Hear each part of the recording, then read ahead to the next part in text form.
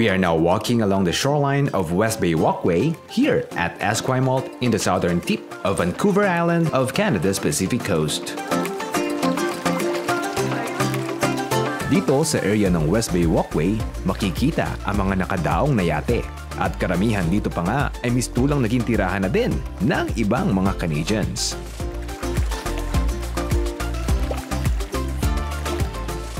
And we are trying to endure the negative 1 degrees Celsius at 3 in the afternoon. Hindi naman gaano kalamig ang climate dito sa Victoria City, British Columbia compared sa ibang parts ng Canada. In fact, may compare ko ang Victoria City sa South Korea na pinanggalingan ko.